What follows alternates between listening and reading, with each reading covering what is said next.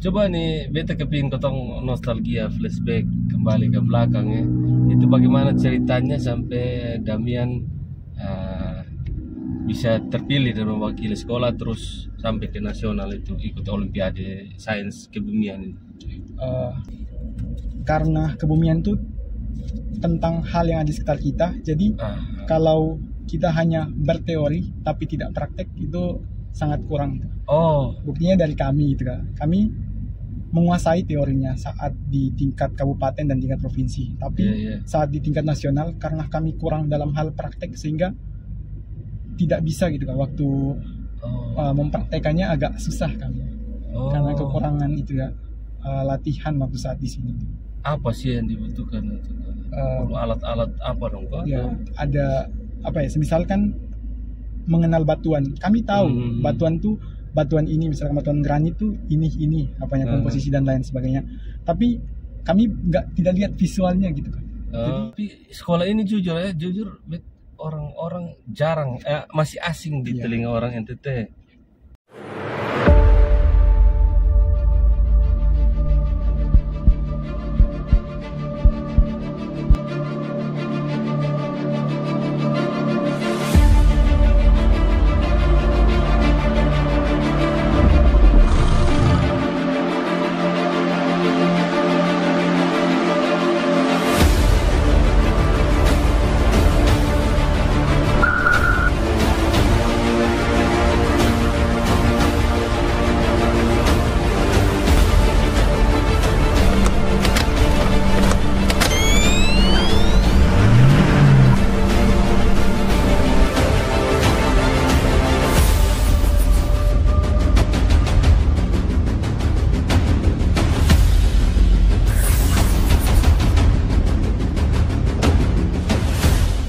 Halo Bapak Mama, saudara semua, ketemu lagi di Pasiar Oto Gas Jangrem. Gas Jangrem, luar biasa sekali hari ini.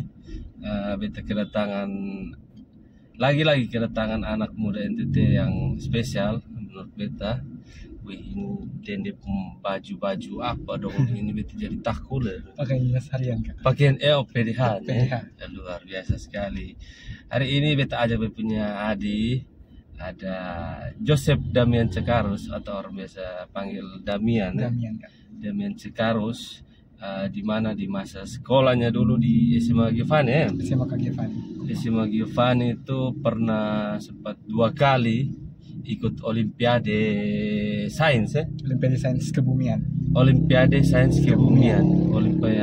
Kebumian mewakili sekolah terus bahkan sampai nasional ya, kemarin ya. Sampai ke tingkat nasional. Tingkat nasional kemarin kemana tuh? Kemarin yang 2019-nya yang pertama kali ke Manado, Sulawesi Utara. Kemudian yang kedua sebenarnya di luar Kak, di mana begitu, tapi karena keadaan Covid sehingga kami secara online. 2020 itu. Kak. Jadi via online. Via online. Luar biasa sekali, ini 2 kali mewakili. Dan tentunya sebelum ke nasional pasti mengalahkan teman-teman di tingkat provinsi dulu ya. Iya Kak. Itu untuk tingkatannya kami pertama dari tingkat sekolah dulu, diseleksi tingkat sekolah.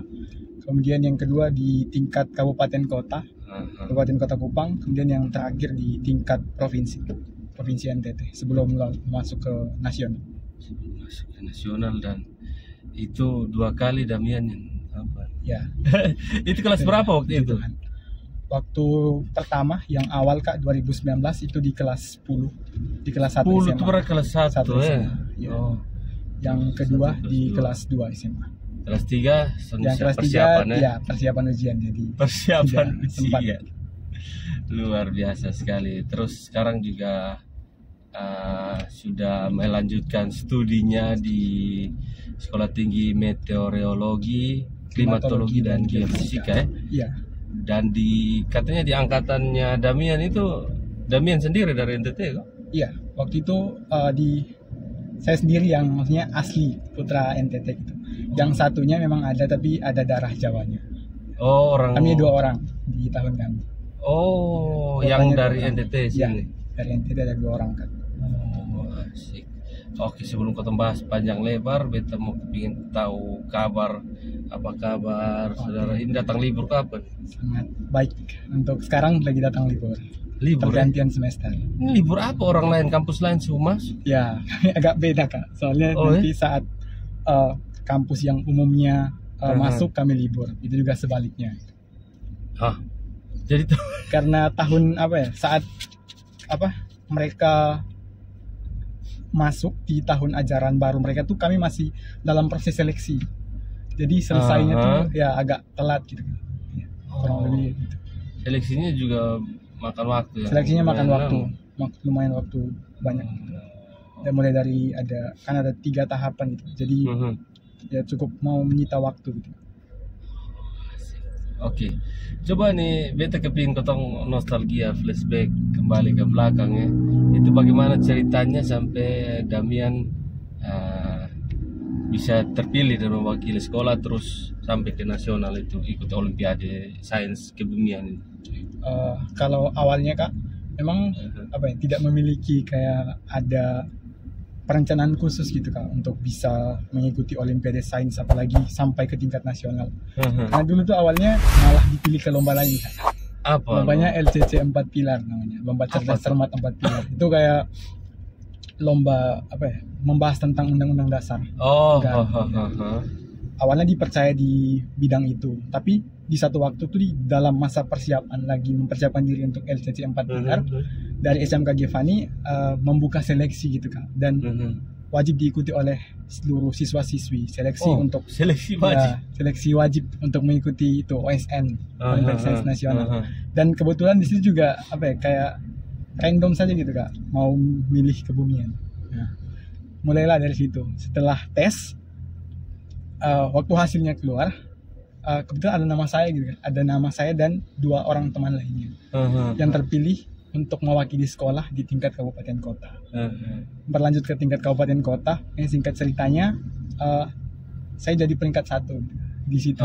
Padahal tidak ada persiapan sama sekali di tingkat kabupaten kota itu. Tadi pilih random saya. Pilih random, tidak ada. Terus kenapa yakin sekali itu orang Kupa bilang nekat ya, nekat dan mungkin entah takdir atau memang jalan Tuhan itu kan. Soalnya memang tidak ada perencanaan di awal untuk memilih Kebumian atau yang OSN itu tidak ada sama sekali. Karena memang awalnya memang mau di itu 4 pilar, LCC 4 pilar, lebih ke yang kayak bahas-bahas tentang undang-undang gitu.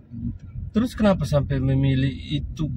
Kan tidak mungkin pasti harus dalam diri pribadi itu pasti punya keyakinan bahwa beta mampu di sini. Atau entah suka kah dengan pelajaran itu itu dia Kak. Waktu SMA kebetulan juga kami tuh memang di IPA, tapi ada lintas minat. Lintas minat itu kebetulan geografi. Dan karena lintas minatnya geografi ya ada sangkut pautnya sedikit juga dengan Kebumian. Dari beberapa mata pelajaran yang dilombakan di OSN, kebetulan yang agak unik di situ Kebumian. Nah, jadi mencoba untuk memilih Kebumian.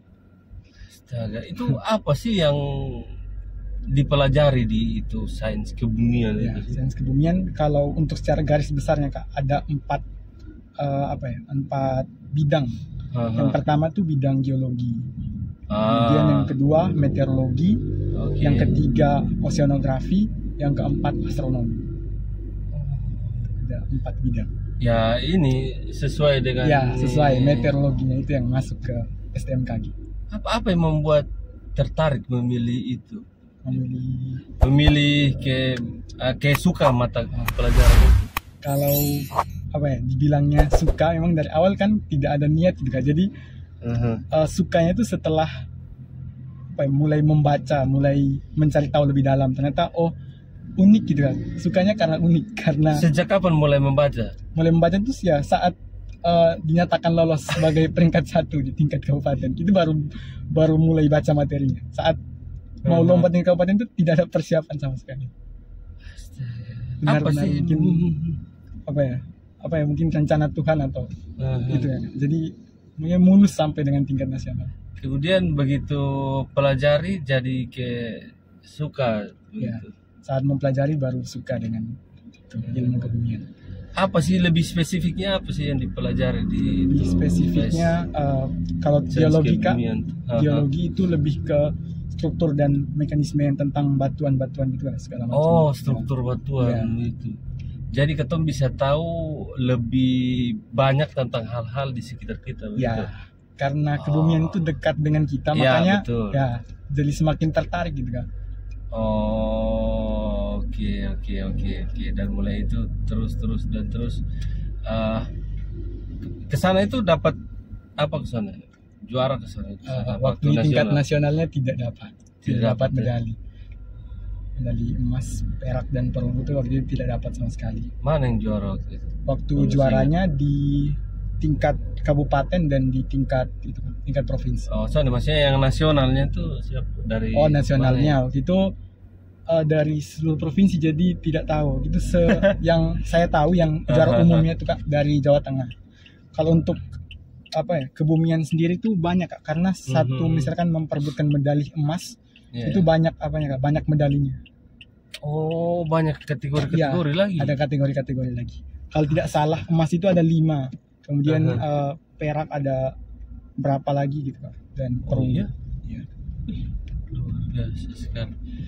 Terus ada apa? Belajar sains itu sendiri ya, menurut Damian tuh gampang atau susah sih? Itu termasuk apa? Pelajaran hafalan atau bagaimana?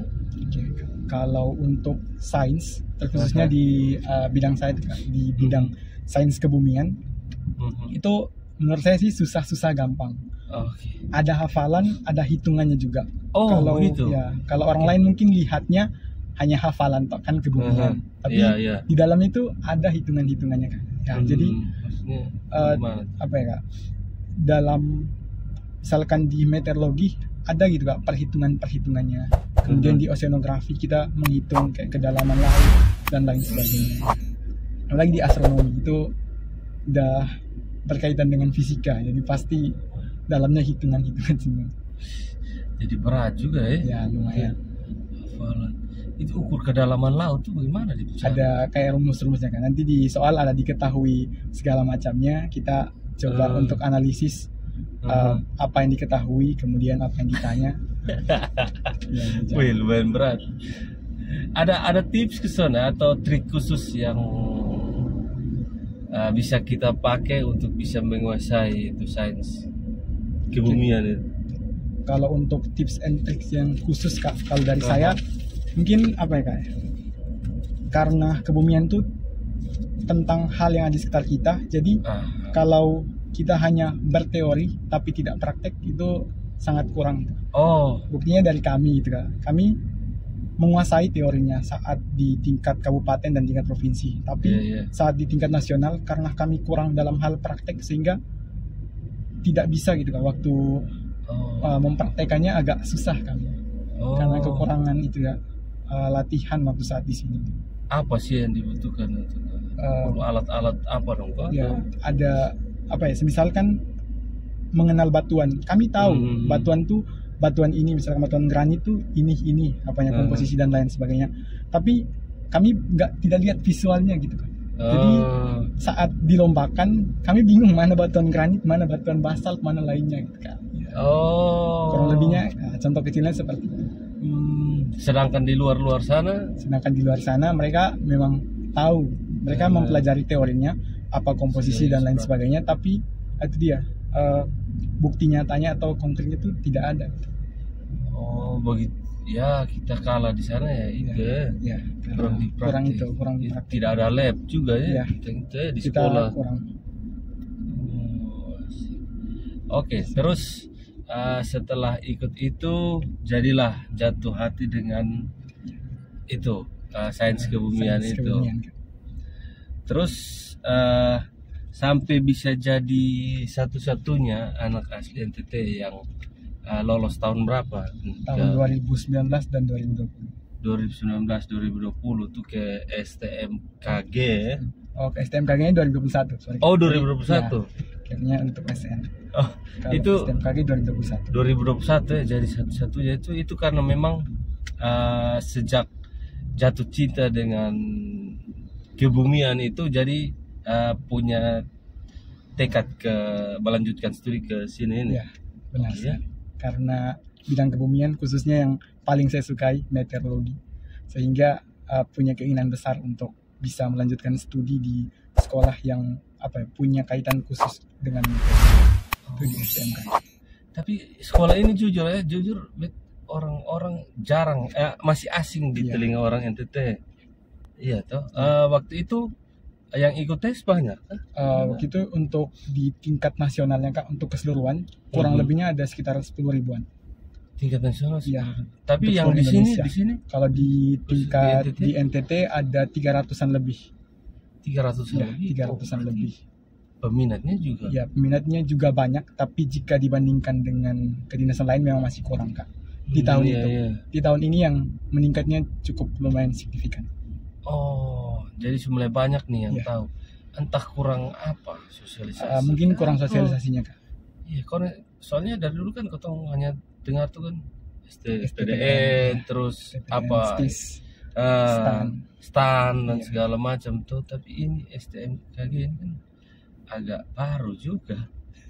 Dan itu pakai kuota kah setiap daerah? Ada kuota Kak tiap daerahnya. Di tahun kami kalau kami khususnya daerah NTT itu ada namanya kuota afirmasi Kak. Oke, itu kuota afirmasi itu di tiap daerah yang termasuk dalam daerah afirmasi punya kuotanya itu ada 2 orang Kak. Itu di luar kuota reguler. Oh, setiap tahun. Oh, di luar kuota reguler. Iya Kak. Ada lagi kuota reguler ada, untuk NTT, untuk wilayah NTT. Untuk wilayah NTT. Oh. Jadi kalau digabungkan total bisa-bisanya totalan tuh berapa orang tuh? Kalau untuk setiap tahun. Setiap tahunnya berbeda-beda Kak.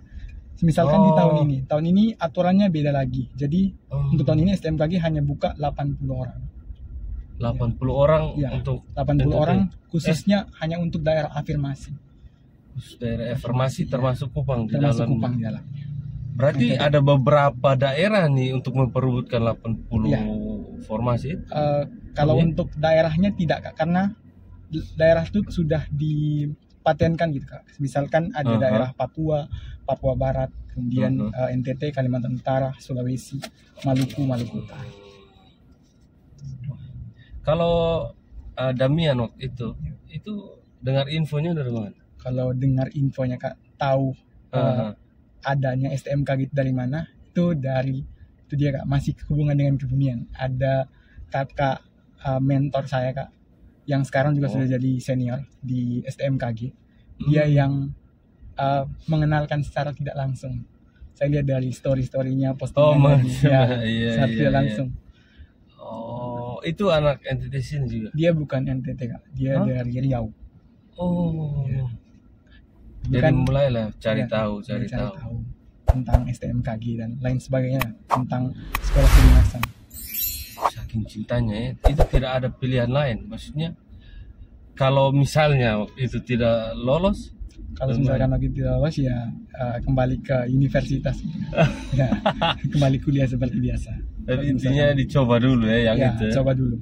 Karena kan gratis Kak kalau misalkan diterima. Berarti sekolahnya gratis? Ya, gratis, biaya pendidikannya gratis. Dan keluar sudah langsung otomatis menjadi pegawai ASN BMKG. ASN BMKG. Luar biasa sekali. Jadi sama macam sekolah kedinasan yang lainnya. Oke. Kalau begitu mungkin pasti sekarang semester berapa? Sekarang semester 4 mau naik semester 5. Itu biasanya berapa lama? Untuk pendidikan di STMKG itu 4 tahun, pasti 4 tahun. 4 tahun, tidak kurang. Tidak lebih, tidak kurang. Terus nanti penempatannya untuk penempatannya ke daerah atau? Untuk kami Kak yang daerah afirmasi tadi itu dikembalikan ke daerah asal, ke NTT. Kalau yang lain yang masuk dalam kuota reguler itu ditempatkan di seluruh wilayah Indonesia. Oke. Terus waktu tes dan kemudian tahu lulus itu bagaimana? Itu sangat amat senang. Sangat amat senang karena Kak? Kan bisa bantu orang tua juga Kak secara tidak langsung. Pendidikannya gratis, kemudian sesuai juga dengan istilahnya hobi mempelajari tentang meteorologi. Dan di situ mempelajari lebih dalam Ya, lagi. lebih dalam lagi. Biasa. Apa sih yang tadinya Damian tidak pernah dapat di luar, terus kemudian dapat ilmunya di dalam situ? Salah satu atau salah dua contoh. Kalau dari segi ilmunya Kak, Sama. kurang lebih sama Kak. kurang Kalau lebih, misalkan untuk dari segi ilmunya kurang lebih sama, tapi membahas lebih mendalam gitu Kak, tentang meteorologi. Jadi yang kami pelajari di kebumian waktu SMA tuh itu sebagai dasarnya. Kemudian saat di STMKG itu lebih mendalamnya. Kalau yang baru mungkin dari sistem di STMKG sendiri gitu Kak. Jadi lebih disiplin gitu aja. Karena kan kami sistemnya semi militer. Ya. Sistemnya semi militer. Sama macam yang STPDN dan lain juga. Karena sekolah kedinasan dominannya sistemnya semi militer. Biasa juga. Dan makin nyaman di sana. Ya, sudah berjalan 2 tahun sudah nyaman. Aman ya. Aman. Tapi kita lihat banyak kesininya nih. Ya. Banyak liburnya. Banyak liburan. Orang tua. Ya, luar biasa sekali. Oke. Kalau begitu ya, mungkin di sekolah itu sudah diajarkan ke belum, maksudnya sedikit-sedikit tentang ilmu yang mempelajari apa nih, iklim, angin dan segala macam itu sudah. Kalau kami kan meteorologi lebih ke tentang cuaca gitu kan. Kalau kakak ambil di sana ambil lagi. Ya, bukan ada 4 program studi di sana kan. Meteorologi, klimatologi, geofisika dan instrumentasi MKG. Itu di sana dipilih lagi. Dipilah lagi. Jadi ambilnya meteorologi. Ya, ambilnya meteorologi. Meteorologi itu mempelajari apa? Pelajari tentang ilmu fisik dan kimia tentang cuaca. Tapi lebih fokusnya ke ilmu yang memprediksi tentang cuaca. Memprediksi cuaca. Berarti kalau angin-angin yang macam sekarang ini sudah bisa diprediksi ya? Ya, sudah. Terus ini kenapa nih angin beberapa minggu ini? Ini kalau dilihat dari bulannya Kak, ini sepertinya lagi masuk ke apa Kak? Ada angin muson timur namanya. Angin muson timur. Itu di mana keadaan di mana matahari itu sedang berada di belahan bumi bagian utara. Sehingga di daerah Asia itu pasti suhunya lebih tinggi daripada daerah Australia. Di Asia lebih tinggi daripada Australia.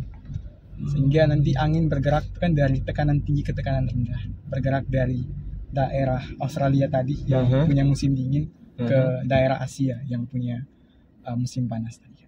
Jadi ya kita bisa rasa sendiri dia punya angin dan dia punya udara juga cukup. Ya, kenapa udaranya dingin dan kering? Karena pada saat angin tuh melewati Australia tuh dia melewati daerah-daerah dengan air yang kurang. Jadi sehingga angin yang kita rasakan tuh kering dan dingin. Ini yang orang Kupang bilang angin penyakit ini. Banyak yang jatuh sakit ini. Ini kalau diprediksi, ini kan pasti bisa tuh diprediksi ini sampai kapan?